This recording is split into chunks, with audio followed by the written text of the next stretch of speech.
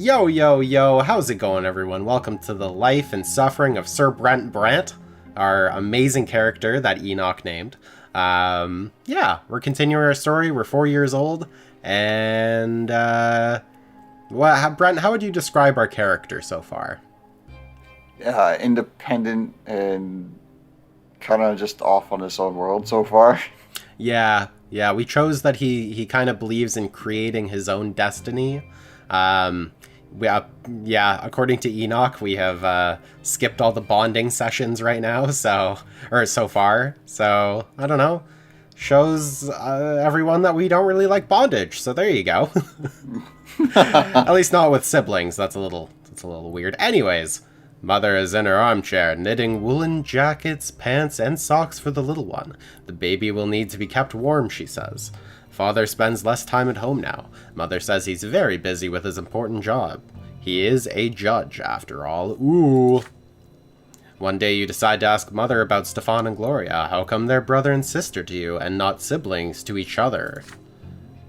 Well, my dear, I didn't give birth to Stefan, you see. He's the son of another mother. You know, he's your brother from another mother. And Gloria's the daughter of another father. Come now, don't knit your brow like that.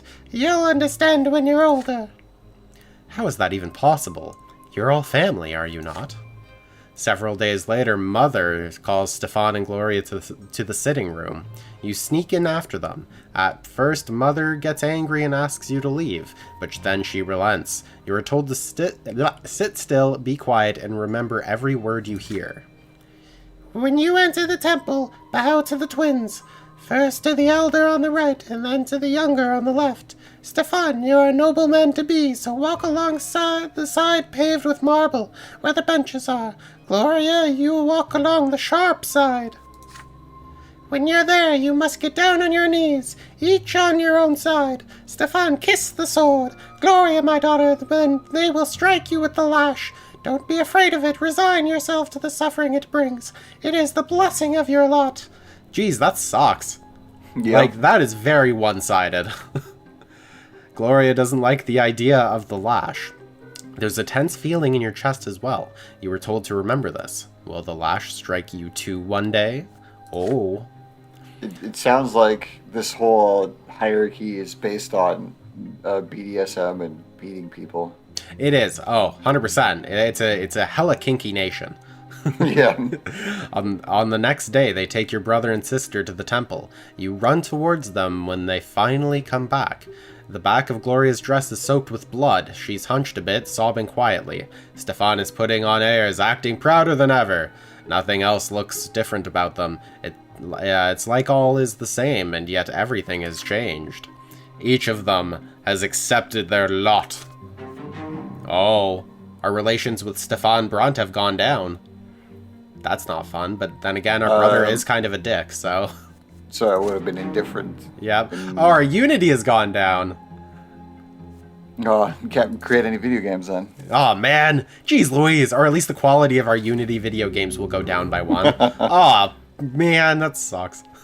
Your siblings Stefan and Gloria took their first sacrament at the temple. Well, alright then. You eye the little bundle in your father's arms with curiosity. Behind the many layers of swaddling clothes is your newborn baby brother.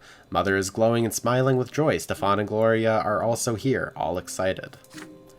You promise yourself you're going to be the best big brother in the world. You'll never hit him. Oh no, the two of you will play together, and tease Stefan together, and help Mother together, and go on so many adventures together. It feels so strange to be an older brother. Just the other day, you were the youngest in the family, but everything is different now. Your parents' name... I never decided any of that kind of stuff when I was a kid. Yeah? So I went off and did my own crap. Yeah, right? Like, I feel like the narrative right now, at least, because we've already decided that we're kind of, you know, independent, and now we're like, oh, we're going to be the best baby, or best big brother and stuff, but... I don't know. I'm sure we'll have a chance to screw over our younger brother at some point. Yeah. Your parents name your little brother Nathan. And Mother spends day and night by his side, and Nathan cries all the time, day and night. Mother barely gets any sleep. She is so worn out, she starts forgetting things. Like today, for instance, she forgot her knitting in the armchair in the sitting room. You'd better bring it back to her as soon as possible. You run to Mother's bedroom. You miss her smile so much. You walk in without saying hello and give her the knitting, but instead of gratitude, you get an ice-cold Diet Coca-Cola. Just kidding. Exhausted stare. Nathan is also there, screaming all the time. Go away, Brent! You're bothering me! She spits these words out through her teeth. You look at the bawling newborn. She can't even get a minute of respite. Respite? Yeah, that sounds familiar. Yeah. Enough already! When are you going to stop? I just want some peace and quiet. Mother leaps across the room and starts shaking Nathan with malice in her eyes. His cries get even louder. She looks so tired from his never-ending screams. She seems to be within an inch of smashing him against the wall. Somebody has to do something. You are scared of your mother. Yeah, right? You are scared of your mother right now, but you fear for Nathan's life so much more. Do we call Father for help? Do we redirect her anger to ourselves by, taking one for the team? Or do we snatch Nathan from Mother? Ooh. Ooh. I don't think hugging would do anything. We can't do hugging anyway, so we need a or anything helpful, man. Yeah. So we have to either snatch Nathan away from her, redirect her anger to us, which hopefully that doesn't just kill us, right? Yeah.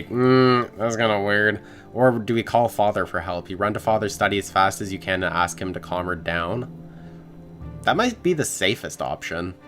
Because I feel like if we redirect her anger to herself, then she's going to get pissed at us and we're going to die. Or if we snatch Nathan from Mother, then maybe there's a chance that, she'll snap out of it, but there's a chance that she's just going to straight up murder us. I see the +1 for Nathan Brante. Yes, that is very true. If we snatch Nathan away, I will say this one then. We're gonna be nice to our younger brother. Yeah. All right, Brent. All right, Brent. Let's do this.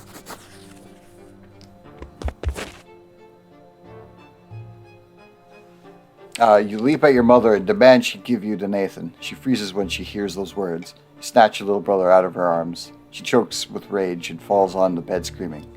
You run away to the playroom.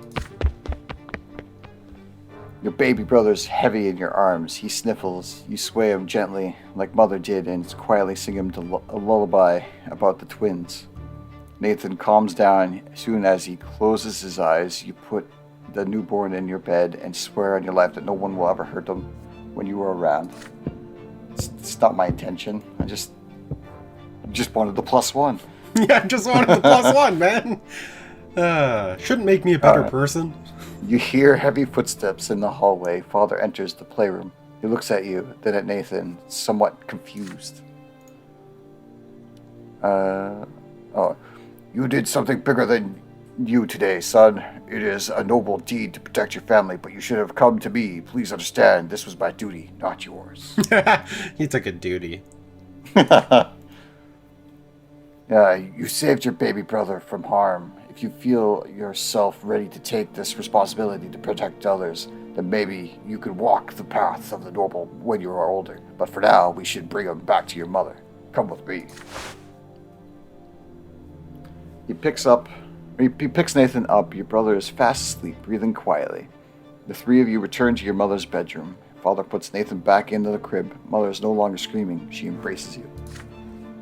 Please forgive me. The twins know I was out of my mind. Please don't be angry with me.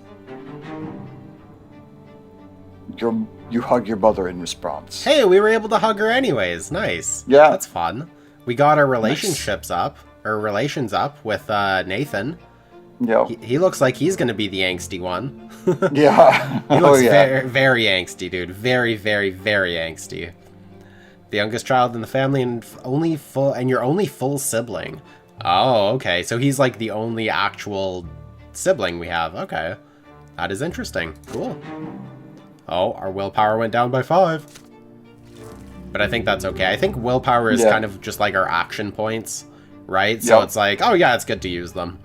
Your younger brother Nathan is born. Cool.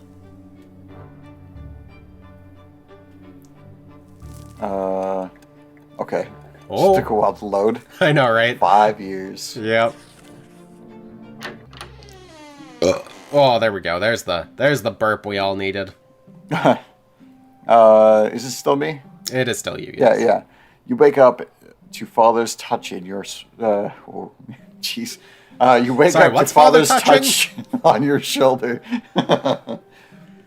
He is finally home. Finally back home after a long trip. Brante, today is your special day, and the day when you begin your studies. Now, man, I can't read. Apparently, I do need these studies. No, yeah, right. Jeez, learn English, Brante. I'm just kidding. Now, teachers will be coming to your home to teach you, and you must do everything they say. Be diligent in your studies, and you will grow closer to the nobleman's lot. And since you must remember this day, a present is in order. Lydia, get your little schoolboy dressed. Get our little schoolboy dressed. Weird. I am taking him to the market district. Stefan wants to come with you too, but father shushes him sternly. This is your day. Your elder brother is hurt to hear this, but stays quiet. Ooh, he's gonna get jelly. An open carriage takes the two of you through the dusty, noisy city streets, a pleasant wind tussling your hair. Your city is called Anizote. I don't know how to say that, but all right. That you already know. It is one of the largest cities in the entire empire. There is one big shadow on the street. It comes from the white foliage of the enormous tree that spreads its branches all over the city. Above the city.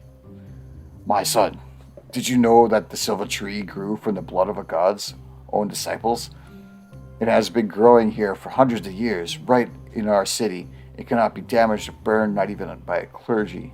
Not even the clergy know why. And that's when you see us sneak off and literally light the fire to burn it. It's like, okay, someone said they couldn't burn it, but did anyone actually try to burn it? Yeah. The carriage comes to a halt by a small shop next to the city square. You run there and freeze by the stalls in excitement. The shop is packed with dolls and figurines and toys. You've never seen so many once before. Have you chosen your present yet? Father asks. You have. You want the Holy Order set, which orders several figurines of the Empire's greatest warriors of all time. You rattle off everything you know about the Holy Order. They were the ones who aided the Empire's own forces in seizing the province of Magra and storming our city. That's how we joined the Empire. Father nods in approval. Very well. War isn't your lot for now, but maybe these toy soldiers will teach you how to think like a general. We will lead them into battle and study military strategy. Go ahead, take your present. I think he is really going to start playing Fire Emblem with these toys. Right? I mean, he'll only do well, though, if he's playing on Lunatic.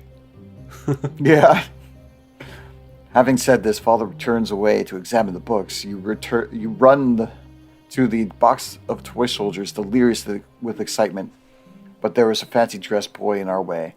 He is about to take your warriors for himself.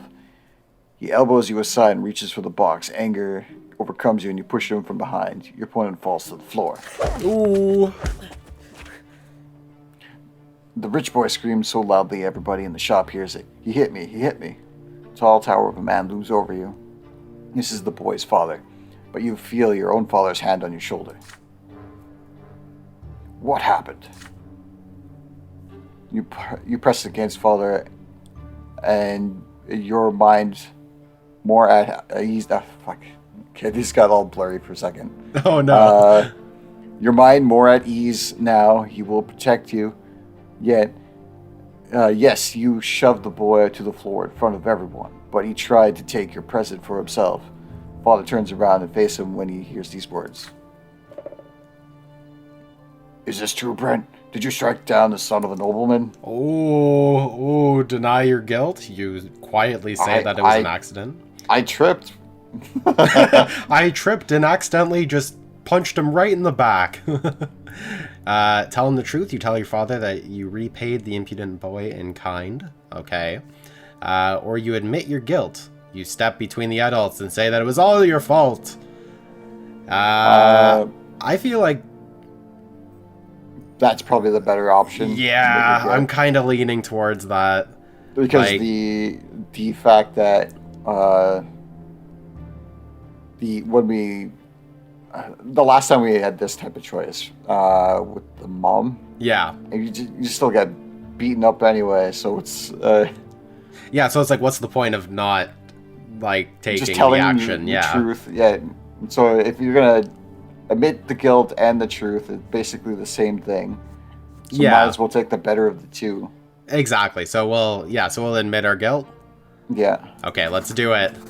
Let's do it. You recall mother's words. If you hurt a noble, you must be punished. There is no use trying to lie to escape it. You say it was all your fault. You pushed the other boy to the floor because you wanted to get your present before him. Father nods to you, relieved to hear it, and the enraged nobleman grabs you by the hand and drags you out onto the street. The law is the law, and your punishment is due. They lead you and the nobleman's son out of the shop. You are told to bow to him and show humility. A bad feeling sends a shiver down your spine. With a satisfied grin on his face, the boy swings his arm and slaps you on the cheek. He strikes you again and again. Father stays quiet all the while, but as you ride home after the punishment is over, he shows you a rectangular package. Ooh, the new iPhone! Oh, nice. Oh yeah, it's the iPhone. But it's not a Samsung. I know, man. Sorry, we're too rich. You know, we have too much money. We have to buy an iPhone. That's you. I am proud to see you living by your lot. A common birth leads to a life of humility. You have told the truth and accepted your punishment like a man. This present's yours, my son. Inside is a little box with tin soldiers of the holy orders inside. They are your reward for humility. Oh, cool. We got +3 sympathy with Robert Brante. That's pretty good. Our father likes us. I guess that's good. It's interesting the connections that we have, yeah. Well, because it's like we like our newborn, like, baby brother, you know, because he's actual, you know, he's an actual blood relative, and then we like our father because our father is, like, I think our legit father, right? Mm-hmm.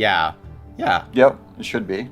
Yeah, so we're keeping it in the family, you know, the true Brante family. Today, Father ordered the dinner table to be brought out into the yard. For the first time in months, he's home, outside of the confines of his always locked study. He spent the entire day playing with Nathan and you, discussing various matters with Stefan, now an adolescent, and walking in the garden. And now a dinner under the open sky.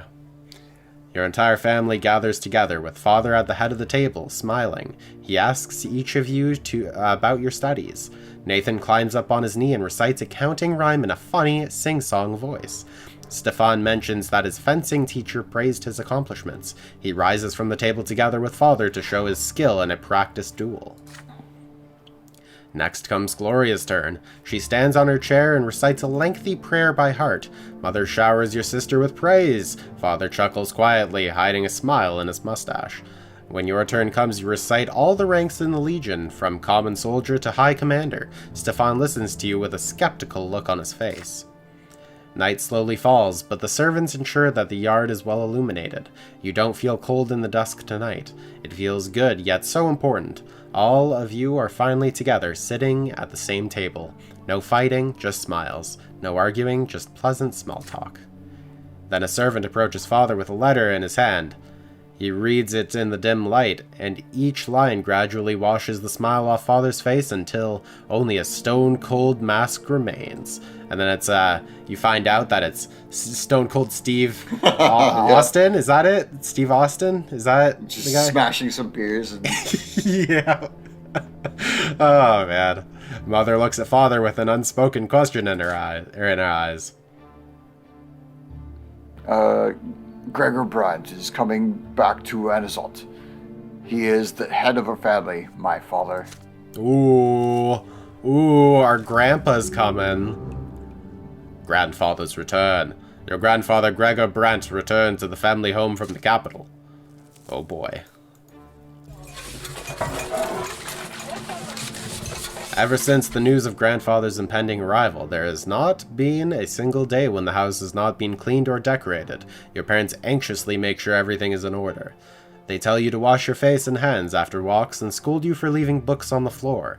They tell Gloria she will be flogged if she is ever seen hiding in the attic. Attic. Not an addict. She's not addicted to the attic. Jeez. They make Stefan stay in his room. Even baby Nathan gets in trouble. Everyone is on edge. Then one day, grandfather arrives. It is a grim day, so hot your neck is sticky with sweat. Father, mother, Stefan, Gloria, you, and Nathan. The entire Brant family stands on the porch in front of the house. The house servants lined up behind you. The carriage arrives, and out steps a tall, gaunt old man with a heavy walking stick and a heavier gaze. You cringe instinctively, and you cringe because you find that he's making TikTok videos. Jeez. Good health to you, father. Children, greet your grandfather as you have been taught. Still trying to look like a real nobleman, are you? You can't fool me, Robert. I was the first of the Brant family to be ennobled by the mantle, and I am the only one who remembers how to bear this burden properly.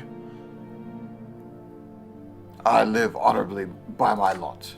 Your marriage to that low-born wench cut us off from ever becoming nobles of the sword. My progeny could have been born bearing noble blood. Father, I beg you, this is not the place. Grandfather eyes him with scorn and walks into the house, the entire family following close behind him. I have been away far too long. The entire house is a mess. This is an insult. How can you live in such a pigsty, Robert? God, don't you have a Roomba? I've heard they're the biggest, newest technology in the year 1124. The servants have grown far too lazy, all thanks to your commoner of a wife. I warned you, did I not? And yet you did as you saw fit. And the children, what do they know of tradition or honor? They are blessed.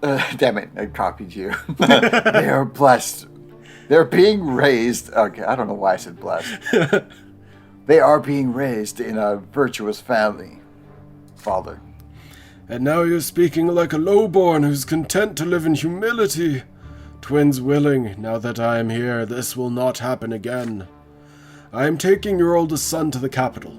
I see you cannot provide Stefan with a proper education, so I will correct your mistake. Your brother's fate has been decided just like that. Father does not object. He orders the servants to prepare Stefan for the journey. Stefan freezes in place, glancing at grandfather and father again and again. The latter puts a hand on his shoulder reassuringly. Grandfather's lips are at a tight line, white with contempt. The house is examined, room after room. Everything grandfather sees is showered with scorn. He scoffs at a crease on a blanket in Nathan's crib in mother's bedroom. He mocks Gloria's knitting in her room.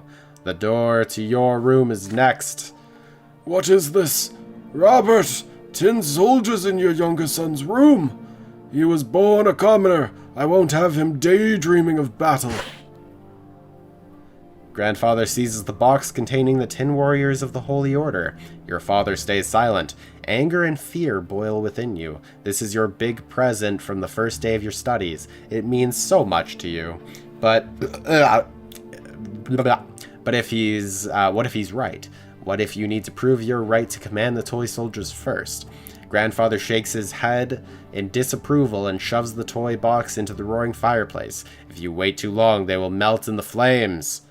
Oh no, I don't like our options that we have to do. I don't like them. What did we need for the other ones? Okay, watch them melt helplessly. We needed a perception of 4. We only have 2. Mm-hmm. Which I feel like we would just do anyways, so I mean, I guess this is without crying or without striking Grandfather. Yeah. Or rescue your Tin Warriors. We needed a determination of 4, but we only have 1. Huh. So we can burst into tears, which will cost willpower, and Gregor will definitely not like us. Or we can strike Grandfather, and he will still not like us, and we will die. It looks like we will die. But our perception and determination will go up. Oh, it will. Yeah, but our deaths will go up. Oh, geez. Oh, no. Oh, boy. Oh, I don't know. Destiny, a beyond. Yeah. Yeah. So we've got 4. We can die through 4 times, right? Yeah. Yeah. Yeah. I mean, I feel like that's kind of worth it. Yeah. Yeah. I mean, because we just get negatives if we do this one. Yeah, considering all of them are going to be negatives anyway. The only one that's positive is the bottom one, but we lose a life for later on, and we don't know. True. We also don't know all the negatives that could be happening that we might have to deal with later. That's true. That is very true. But we do get +1 to determination and +1 to perception, which is pretty good. I mean, at least if we get my first thought is to strike the Grandfather. That's what I'm kind of leaning towards, yeah, because like the determination, ours is only 1 right now, but at least if we move it up to 2, then at least it's kind of like in a new bracket, isn't it? Yeah. I think of determination. I think like 2 to 4 is like a new bracket, maybe. I don't remember if I remember correctly. I think it's 0 and 1 is like nothing, and then 2 to 4 is kind of like is like okay, like a little determined, and then it's like 5 to 7 is something, and then 8 to 10 is something. Yeah. Okay, are we going to basically kill ourselves, Brent? Yeah. Okay, we're gonna do it. Oh boy, oh jeez. Oh, it is your turn to narrate. Overwhelmed by helpless rage, you run to the Grandfather and kick him in the leg with all the strength you can muster, yet he is immovable. The next thing you see is him towering over you menacingly, his heavy walking stick in hand. Jeez. Low-born scum! How dare you raise a hand to me? It was a foot, you dick. You're right? Jeez. No, the blow hits home. The handle of the walking stick is heavy as a rock. You are dazed, robbed of both hearing and sight. Down comes another blow. Sharp pain splits your head. Then darkness. Your hand twitches against your will. Then again and again. It's like you're trying to catch a flying butterfly, and then you fall into the primordial void. The void takes away a part of you, one of the lives you were given to live. You will never return. There is pain and desperation, a sense of loss. Nothing can be done now. Oh, we did it, Brent. We died. We did it. Yay. Game over. Time to never play this game again. I'm just kidding. I've always wanted this. I wanted to troll Enoch and try and get a reaction out of him. First death. Oh boy. You fall into pain that embraces you like a soft feather bed. You feel light, free. There are no restraints. Just this warm glow that envelops you in the secure embrace. The waves carry you. Their touch is soft. They delicately enshroud what was once your body. It is a feeling like unlike anything you've ever experienced before. Something absolute and complete. You touch something greater. The reason behind everything. The reason for your very existence. You were sculpted from the light, and it was the first thing you ever felt, a boundless and sincere unity of the diverse. Your beginning was a spark that cast light in all directions, and now you are here again. One with the beginning of everything, and the light gleaming from you resembles the light in the shining pillar. Yeah, you still see it in the north, as always. The waves of light carry you to two figures. The elders is nearest. He is ready to accept you. He is quiet, wise, kind, and pure. Younger awaits further back. You do not know what he is yet. The waves pause at the elder's feet. He leans over you and plants a feather-like kiss on your forehead. The kiss spreads all over you. You are filled with unparalleled delight and bliss. You exist. You are unique. There is no one else like you. You know this, and they love you. You will never be alone. You are part of them, part of the family, and a part of the universe. The Tween God will never leave you. They watch you over you constantly. The elder softly touches you as you lie spread out amongst the waves, sending you further down the torrent of light. You float on to the top of the silver tree's spreading crown. The closer you get to the silver tree, the heavier you become. The waves draw you along the trunk, but you do not wish to part with the warmth and the softness, with the love. You turn around, the elder still watching you. He nods. All as it should be. Go, your time has not yet come. You must return to the world now. You tumble down towards your body and comprehend the true meaning of your lesser death and the divine love that is revealed to you. Love exists not only for the hereafter. It is present in the entire design of the twins. That is the origin of all the life in this world. What is the manifestation of this love in your mortal life? Oh. So, Brent, what manifests our love? The Empire? Potentially? Or maybe the lot that we are given, I guess? Or family. Yeah, family. Cause. It's so great that they allow you to change the world they have created to influence it with your deeds. Whatever your mission is, it is a proof of the twins' God's love for you. Yourself. What could be a stronger manifestation of love than your very existence? Your every emotion, every thought, every action exists by virtue of the love from which the twin gods created you, or we just remain silent. I'd say yourself. Yeah, you're going with yourself? No. That or family. That or family. You share the miracle of life in the universe with your kin. Your family is what you are given upon being born and what you leave behind when you depart. Huh. That is a tough one.